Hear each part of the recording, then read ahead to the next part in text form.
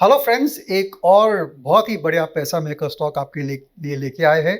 और इस स्टॉक को ज़रूर से आप अप्रिशिएट करेंगे क्योंकि ये जो स्टॉक है वो एक न्यू एज कंपनी है और सबकी ज़ुबान पे है। और उसकी जो ऐप है वो सभी के मोबाइल फ़ोन्स पर है। There is no doubt about it. ये कंपनी जो है वो है ज़ोमैटो। जी हाँ, आपने सही सुना, ज़ोमैटो। लिस्टेड कंपनी है, क्या आप जानते हैं? जी हाँ, बिल्कुल लिस्टेड कंपनी है। और इसकी जो ग्रोथ रेट्स है have been phenomenal.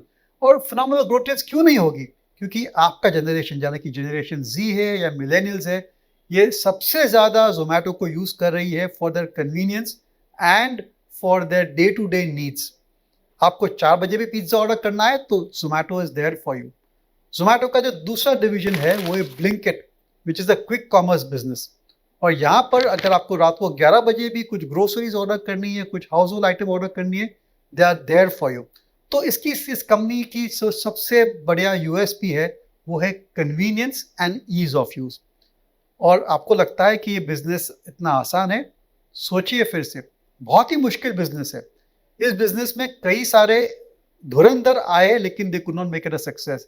Uber Eats आया था लेकिन they could not succeed, they failed. Scootsy था, फूड पैंडा, ओला काफे, सभी ने इस बिजनेस में एंट्री करने की कोशिश की but they were not successful at all. But Zomato has made it a great success. और पहले तो इस कंपनी में बहुत सारे लॉसेस आ रहे थे लेकिन इस साल कंपनी हैज ब्रोकन इवन। तो ये एक टर्निंग पॉइंट हो गया कंपनी के लिए कि जो भी लॉस मेकिंग एक्टिविटीज थी, now they have turn positive. और आगे चलते भी मेरे ख्याल से इस कंपनी की प्रॉफिटेबिलिटी बहुत ही बढ़िया रहेगी क्योंकि जो फूड डिलीवरी बिजनेस है जोमेटो का, दैट वाज एनीवे प्रॉफिटेबल। लेकिन जो उसका क्विक कॉमर्स बिजनेस है यानी कि ब्लिंकिट डिवीजन है, that is still making losses. और ब्लिंकिट जैसे जैसे उसकी ग्रोथ रेट्स बढ़ती है और वो भी प्रॉफिटेबल हो जाता है, तो इस कंपनी के जो नेट प्रॉफिट है they can grow exponentially. That is our view. इस कंपनी की खास बात यह है कि ये एक डुओपोली बिजनेस यानी कि खाली केवल दो प्लेयर्स रह चुके हैं, एक तो जोमेटो है और दूसरा स्विगी है। इसकी वजह से जो भी ग्रोथ रेट्स आएगी in the food delivery business, in the quick commerce business, that will go to these two companies. और जोमेटो जिसका 55% मार्केट शेयर है, they will get the maximum benefit out of it. कई स्टडीज की गई है, उनका कहना है कि जो फूड डिलीवरी इंडस्ट्री है that can grow at a 19% compound rate. जी हाँ, 19% compound rate over the next several years also. उसकी वजह यह है कि आज की तारीख में इंडिया में केवल 4%, only 4% population food delivery order करती है। और ये जो परसेंटेज है चाइना और यूएस में 36% है। यानी कि जैसे जैसे the food delivery consumption goes up because more and more people use it, definitely उसका पूरा का पूरा फायदा जोमेटो और स्विगी को होना है। उसकी वजह से इस कंपनी का फ्यूचर बहुत ही ब्राइट है।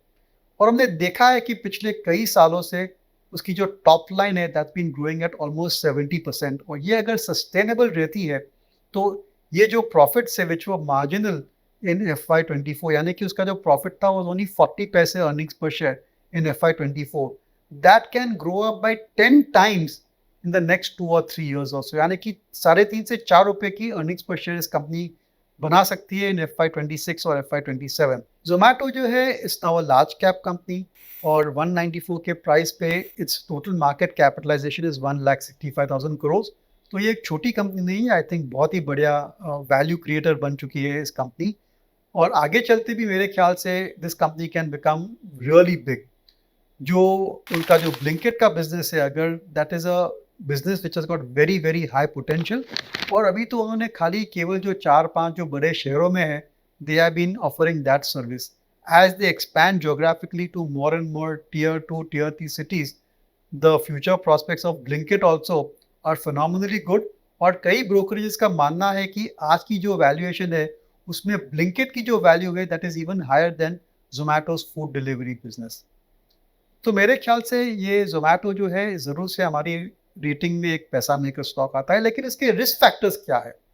तो एक रिस्क फैक्टर ये है कि गवर्नमेंट का खुद का एक प्लेटफॉर्म है ONDC, जहाँ पर कई फूड डिलीवरी एग्रीगेटर्स भी ऑन बोर्डेड है और कई restaurants also have onboarded themselves onto ONDC।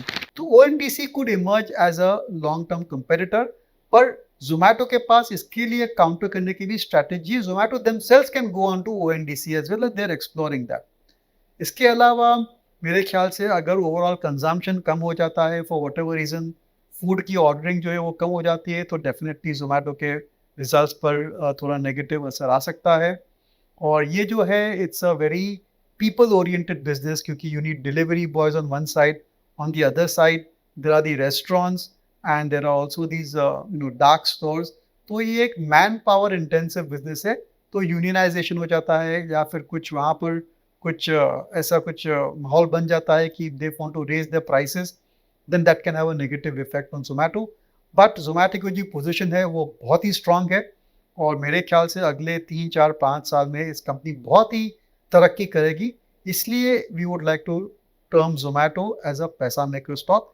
ये एक रिकमेंडेशन नहीं है, आप खुद अपना रिसर्च कीजिए, और अगर आपको ठीक लगे तो एकदम लॉन्ग टर्म बेसिस पे आप इसको इन्वेस्ट कर सकते हैं। I think that this company has got very good prospects. This podcast is produced by Elixir Equities Private Limited, a SEBI registered research analyst. Registration number INA 0000004787. The information provided in this podcast is for educational and informational purposes only and should not be considered as investment advice. Investment in securities market are subject to market risk. We strongly advise all investors to read all related documents carefully before investing.